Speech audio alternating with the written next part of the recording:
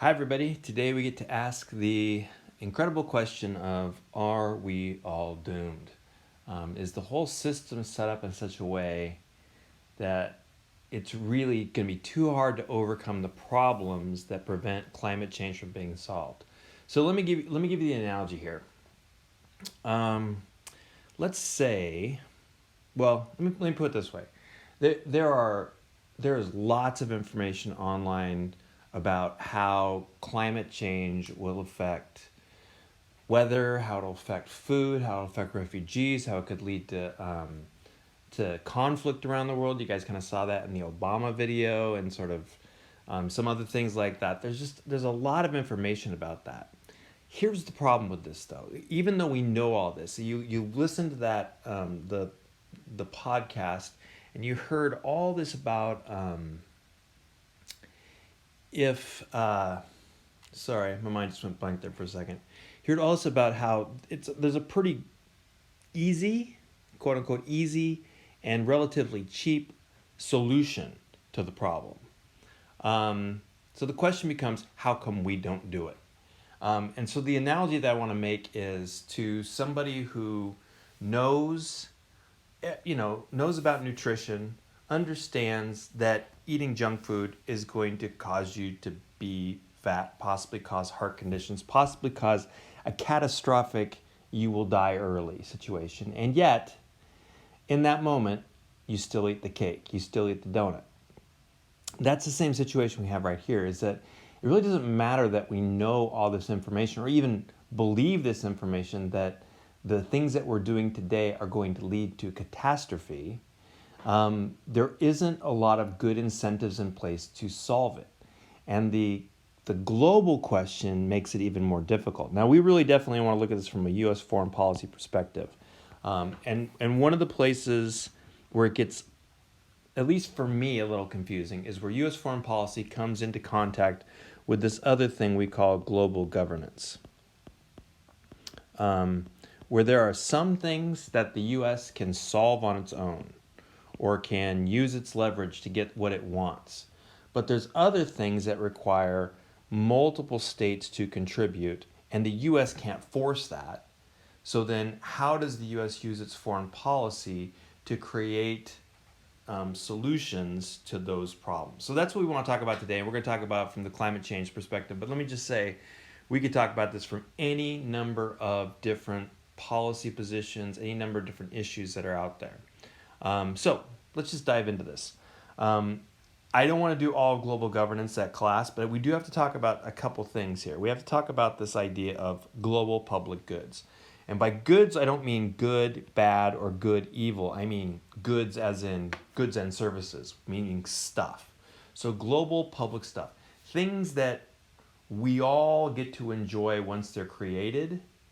And that's what a public good is. So think about a public good as like a road.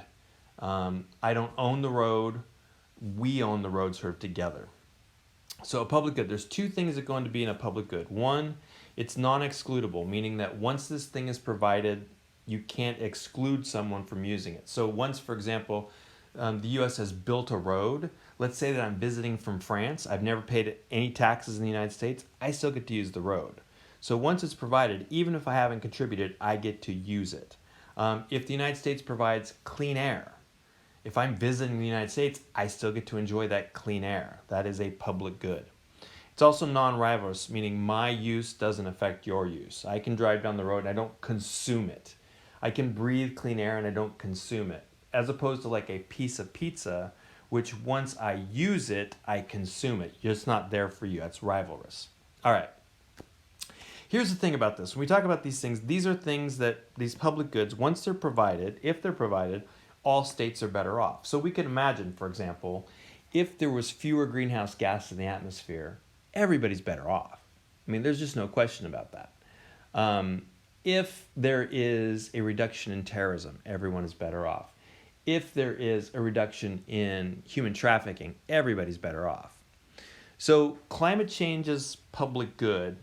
There's a number of ways we could phrase it. I'm just going to try and keep it as non-scientific as possible, which is a lack of the raise in the average temperature. Keeping the temperature essentially the same, If we can do that, that is the public good. All right.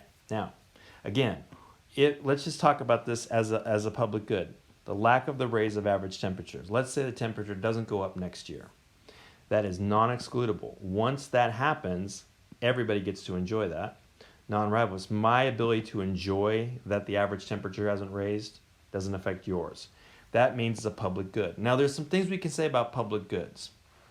One thing we can say about public goods are underprovided. They're always going to be underprovided.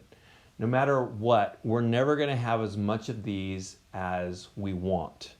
And that's thanks to the free rider problem. The free rider problem is built in this. You guys saw that video on this, which essentially just means if I get to enjoy it whether I contribute or not, then why should I contribute in the first place? We call that the free rider problem, or the free ride.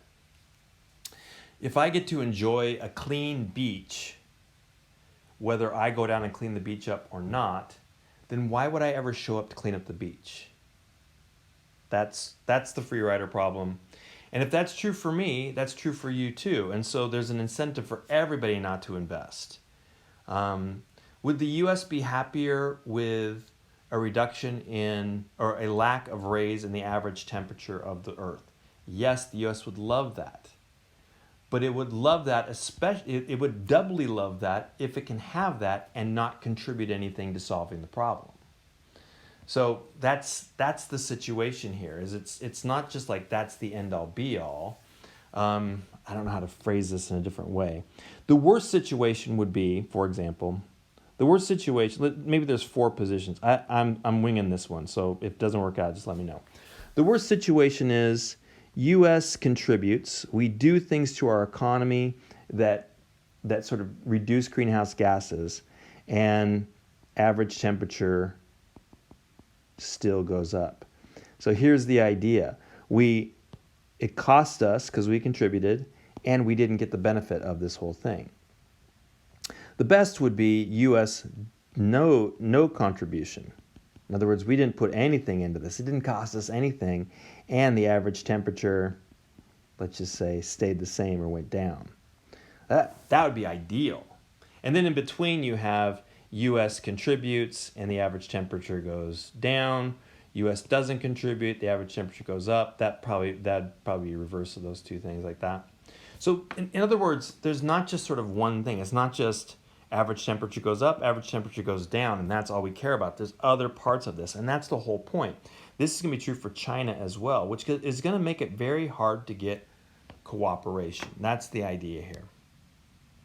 So if you want to solve this, you have to change this incentive.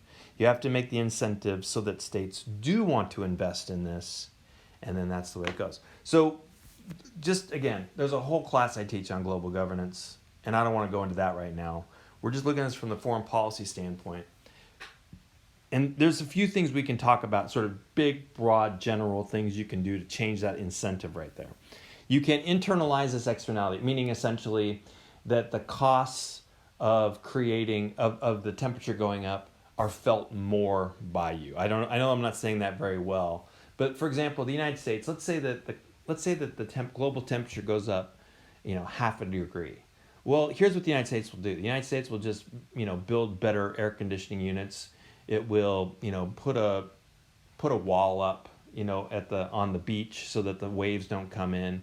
Like, we have technology and the money to sort of do this so that it won't, at least in the short term, won't be catastrophic to the United States. Now, it may be very catastrophic to Burkina Faso. It may completely change their economy, complete things like that. Probably not the United States. And so we don't have a real, I don't know what the word is, our incentive is not as high to do something about it, even though we're a main contributor to this. So if you can sort of make that state feel this more, then that's the thing. So for example, one of the ways we talk about this is I'm trying to think of a good example of this. If other states stop doing trade deals with the United States because it is such a greenhouse gas emitter, then it becomes more costly not to solve that problem. That's a good example of internalizing the externality. Another example is what we call the byproduct rule, and this is the AAA rule, where you essentially get some private good for contributing, to the public good. So with AAA, the towing agency, right? Most people join AAA so that they get the tow, but the AAA is actually a lobbying organization working for better roads. Why would I give money to an organization like that? Because I get to enjoy the roads whether I contribute or not. So, but if I do contribute, I get to tow, I get the towing, I get the free battery, all that kind of stuff. So that's what we call byproduct theory, where essentially you get some private good for contributing. And then a third thing is norms, where you change the idea among the state or the people in the state about what is, not just what is costly or not costly, but what is right and wrong. And so, for example, if you think about the United States 30 years ago, or maybe even back when Warren Christopher was doing that speech you guys saw, I mean, most people in America did not think environmental issues were really that right or wrong, at least globally. Climate change wasn't a big deal. Today, there are far more people who think that the U.S. pumping all that greenhouse gas out in the atmosphere is not just costly or catastrophic or bad, but it's actually sort of wrong. It shouldn't be that way. And so you change. So if you can change what the norms are about it, you can also change the incentive as well. All right, I did not do a great job talking about this because we're doing it so quick, and it's a much deeper issue. But this is the general topic, is the U.S. will, let me phrase it this way. The U.S. is more likely to contribute to reducing greenhouse gas emissions if China and other states are as well. But neither one has an incentive on their own to sort of do it. So you have to solve this, what we call a collective action problem. You have to solve this collective action problem doesn't matter if everybody wants the world to have less greenhouse gas emissions. You have to solve this collective action problem for states to actually do steps to achieve that. So let's talk about these global public goods a little bit more. And we're going to look at a couple examples before we get to climate change. A couple examples that aren't climate change, but are in this sort of similar thing. So you're going to look at, first of all, the question is, how do you stop an asteroid?